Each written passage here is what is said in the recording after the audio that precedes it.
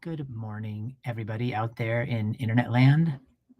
As per usual, we are just going to wait for reality to bend to Instagram starting. And once reality has bent to that and Instagram is live, we will go fully live.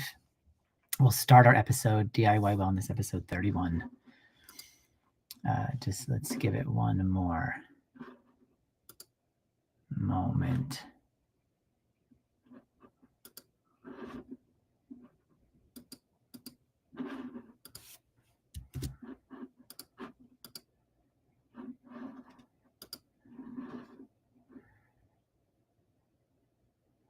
Okay.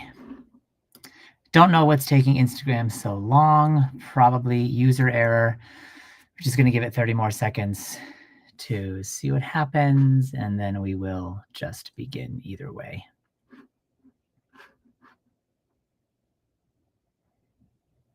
Okay, don't know, but we're just going to start.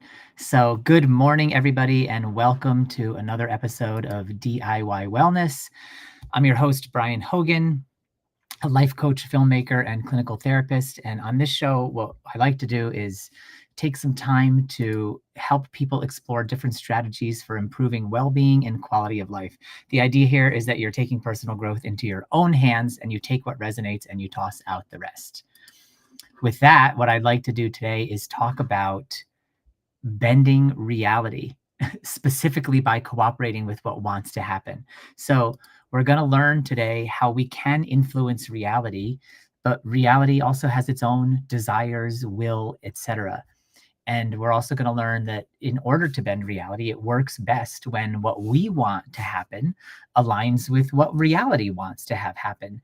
And what reality wants to have happen is always some form of win-win or what is best for all scenario. So we'll get into that, what that means, how to align with that. And then lastly, I will share with you guys some examples of reality, people who have bent realities, and an example of where I have bent reality, specifically with a squirrel, which we'll get into in a minute. So that's how I'm taking personal growth into my own hands. I am learning how to shape reality, bend reality, create my own experience of life.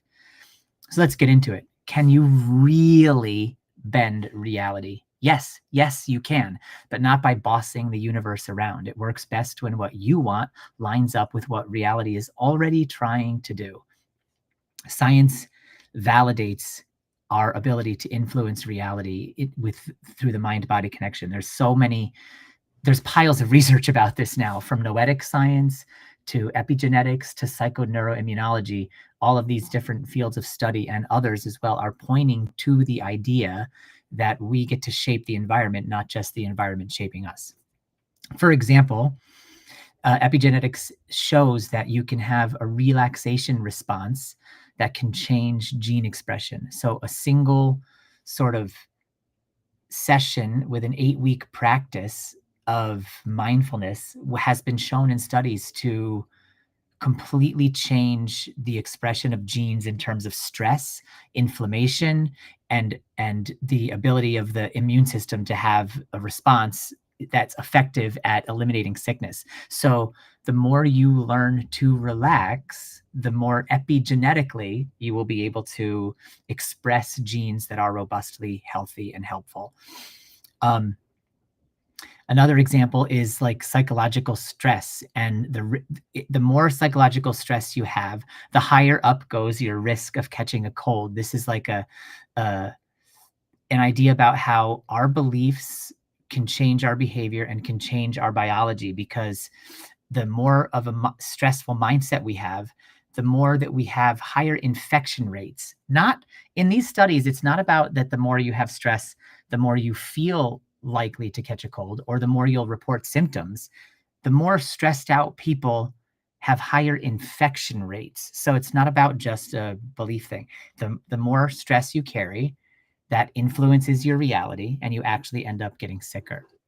So another example of this is chronic stress being linked to shorter telomeres. Telomeres are the little tiny things that cover the ending of our some kind of cell. I forget exactly what it is. And they get shorter and shorter as we age. And we've now discovered that the shorter they get, that's directly linked to our expiration date. And by practicing mindfulness and equanimity, we can stop them from getting shorter and shorter artificially quickly. So you might want to ask yourself, where are you forcing something that might flow if you made it a game for a few minutes? We have this other thing called the placebo or nocebo effect.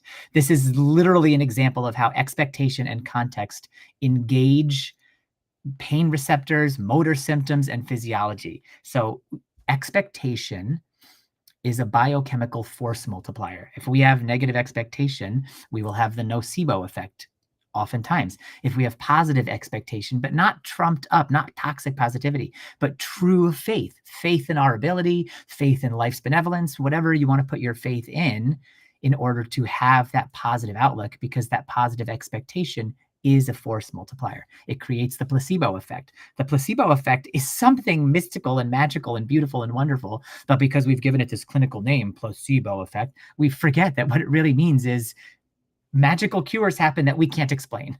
That's what the placebo effect is. And so that placebo effect is directly related to the person getting the effects, positive expectations of outcome. So let that sink in for a second. The second point that, oh, by the way, Neville Goddard and Martha Beck both, I'm reading a book by Neville Goddard right now, like his whole collection. And his whole thing is about how we have the ability within our conscious mind to affect our subconscious mind and then therefore bend reality. And Martha Beck talks a lot about how everything is made up of energy, which is validated by quantum physics and all kinds of scientific evidence now as well.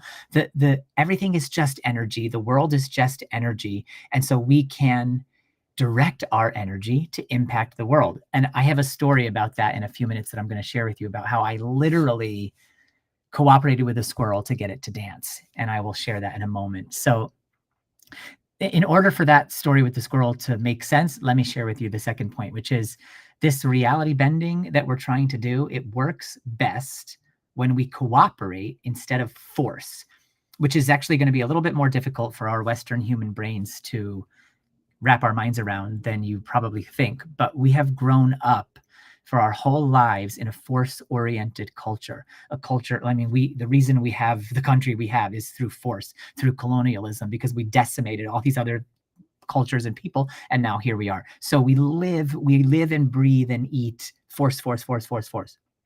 Even though we say we're in a free country, everything is done through force. Like if we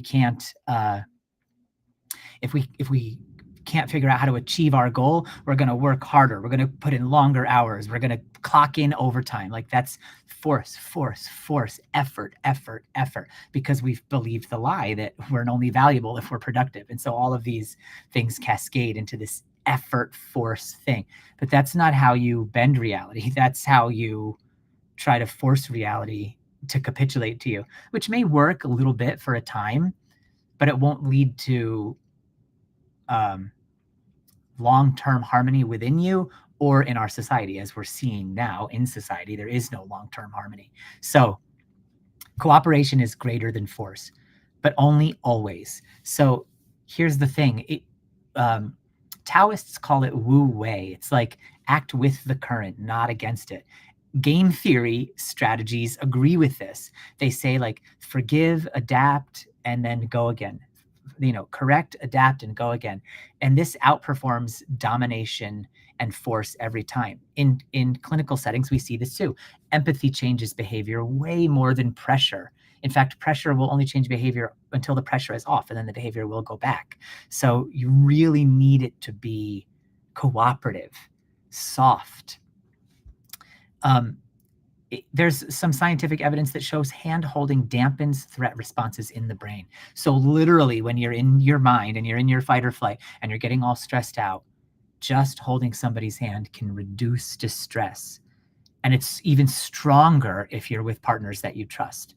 So this is a really great example of how safety spreads and the vibe spreads. In fact, there is a study, an entrainment study, which is about how the entrainment means the way the brain's waves will sort of match other brains' waves. And what this study discovered was that you put a bunch of anxious people in a room with a calm brain, And you would think that the calm brain would then become anxious. But actually what happens is all of the anxiety energy entrains to the calmest brain in the room, because calm is the stronger energy. Calm is more akin to the truth. Nature is a calm environment. I mean, even in the storms and stuff like that kind of thing. Yes, okay, there's storms and there's predator prey dynamics and all of that, but nature's at peace with all of that. That's what I mean by calm. We're the only species not at peace because of this language thing that we do. And so we can use our energy to bend our own internal reality, and then that can start to bend the reality outside of us. So, I mean, ask yourself, what happens to you? What happens to your body when somebody you trust takes your hand, right? That's an example in real time of bending reality to your will, because what wants to happen is that person wants to calm down. And when you grab their hand, you're aligning with what wants to happen. And then you can calm. So there's even studies that suggest moving or singing in sync increases later pro-social choices. So rituals aren't like a woo thing. They are coordination technology that allows us to move in sync. It's called synchrony in clinical scientific terms, but it's really just like moving with the flow within your group. The more that we enter flow states, the less we have self-talk. The less we have self-talk, the smoother our performances are going to be. The more we control things, the more that it backfires. Like, don't think of a white bear. Do not think of a white bear. Don't think of that, okay? It's the worst thing to think of. Obviously, all you're doing now is thinking of white bears. That's proof right there that trying to control our energy, our mind, our emotions, anything, it will backfire. Force often creates the opposite outcome. So I'm going to force you not to think of a white bear, and then boom, you're going to think of a white bear. So it just doesn't work. Force really doesn't work long term. Chris Voss, I read a book of his called Never Split the Difference. He was a FBI hostage negotiator, and he talks about how to successfully negotiate with bad actors to save people's lives. So all of the tips that he has in his book, they have to work, because if they don't work, people would die. So he calls it tactical empathy. And basically it's where you earn willing compliance from the bad actors, but you do it through empathy. And that works way more reliably than it ever does to use a threat. So what he will do is he will become calm, and he will entrain himself to calm. And then he tells this story in his book about going into to serve a warrant, and they went in there with this calm energy, and he had imagined that it was as if he was going to a funeral, and just this really like somber reverent. And then when they opened the door, they had the guns, they had the Kevlar, all of it, but they opened the door and everybody was just calm and came with them willingly, because their energy infected the energy of all the criminals, who then didn't put up a fight. They didn't even reach for their guns. They just went with them willingly, as if processing towards a funeral. That's how strong our emotions are, and our energy field is rather, and how much it can affect the world around us. When I shift my state, my breathing, my attention, my meaning, my body immediately recodes. We can see the gene expression of this. We can see this in immune function. We can see this in how fast we catch colds or not. We are Wi-Fi. Our bodies sync up. Synchrony and safe connection make hard things easier and cooperation more likely. Even the Bible agrees with this when it says many hands make light work. So flow is the Tao in sneakers. Performance peaks when effort feels low, and control is mostly implicit. So you don't really want to have to control. You just want to sort of let go and surrender into the energy of the flow. In complex systems, the more and more we push, the more and more it will tend to backfire. So when you can notice what you want and align it with what the moment wants, what the system wants, what the environment wants, then there's no stopping you from bending reality. For example, I one time communicated with a squirrel. Yes, it's true. And this is how it went down. I was reading one of Martha Beck's books. I think it was called Finding Your Way in a Wild New World, but she has animal stuff in a bunch of them. And she gave this few step process about how you could connect with animals and get them to kind of do things for you or with you or whatever. And so the method had to do with like getting calm, getting into that soft place where there's no force, all cooperation, and then picturing to yourself the animal that you want to cooperate with and what you want that animal to do. And so I used to be going on these morning walks every morning, and I pictured a squirrel, but I pictured it like up on its like feet like this. And I just like, all right, I want to see a squirrel doing that for me. And then I went on my walk, and the whole time I was on my walk, I was like looking for that, and it didn't happen. And that's because, in my opinion, because I was trying to force it to happen by constantly looking and not having let go of it. So the next day I had forgotten completely about this, and I went on my walk. And that day I just saw like the regular amount of squirrels here and there, but it didn't make me, I wasn't thinking about my out picturing. And then as I was rounding one final corner to come towards the house, there was like 25 squirrels, suddenly so many all over the place. And I was like, whoa, what is this? But I still hadn't remembered my animal exercise from the morning before. So I walked past all these squirrels, a bunch of them kind of dissipate, but there was one just kind of like still sitting there, like near the mailbox, and he didn't run away from me. And as I walked past, he's here now, and I walked past, and then I get like 10 feet past and something in me says, turn. And I said, okay. So I turn, and behind me, he's up on his legs like this. And immediately I remembered, I was like, oh my God, you're doing it. You're doing the thing. And like, I had this visceral felt sense that he was doing that for me. And it was so exciting. And I was like, he let me get like 5 feet from him. And I was just in this like total reverie of enjoying this beautiful moment with the squirrel. And then I started to get really excited, and I was like, oh my God, how is this happening? I can't believe it. And as soon as I did that, he dropped and ran away. And it was, so I was shifted out of like present moment reverie into left brain analysis, and then it was over. And that's fine. Left brain analysis isn't like a magic killer. It's fine that happened. Our left brain analysis now is how come I can remember the story and tell you about it, which is beautiful. The takeaway though is, when we live in the present moment, when we live surrendered to whatever life wants to have happen, life will oftentimes give us exactly what we asked for, but not when we are holding to it and clinging to it desperately, when we align with what wants to happen. So by holding and clinging, I was trying to force a squirrel to be my dancing bear, for lack of a better mixed metaphor. When I fully let go of that, a squirrel decided of its own volition to come in and cooperate with what I wanted to have happen, because it was also in line with what the universe wanted to have happen, because it was no big deal, because it was a win-win, because it was good for all, not and bad for none.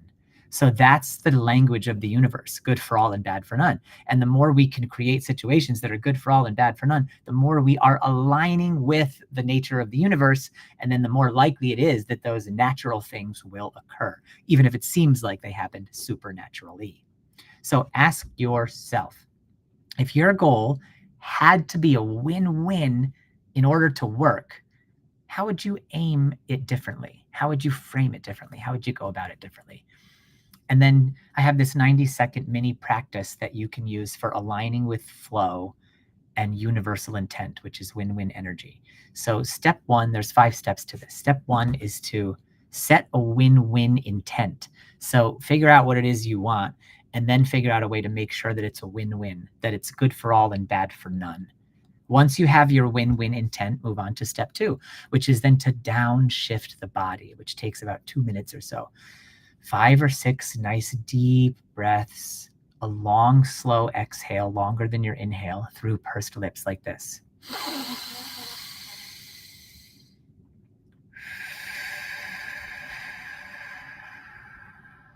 By breathing in through the nose and out through the mouth through pursed lips and letting the exhale be longer than the inhale, you're proving to your body that you're safe, because your body can't breathe in that way if there's danger. It just won't be able to. So you're letting your nervous system know you're safe, you're letting your body know you're safe, and you're letting yourself relax. So then step 3, 1, win-win intent. 2, regulate your nervous system. And then step 3, get playful. Treat the task, the goal, the thing that you want like a puzzle, not a test. This primes your internal state for flow and for like that timeless, absorbed state of play. So get playful. Think of this: how do I crack this puzzle, not how do I solve this problem? And then step 4, follow the easy, follow the least effort. So what I mean by this is take actions where friction is the lowest. So basically, as you're moving toward the goal or moving toward what you want to happen, that you think is also what the universe wants to happen, follow the areas where it's becoming open, where it's opening the way for you. And if everything is a grind, then just pause. So this is the thing. Go towards where it's easiest to make progress. Go towards the least friction.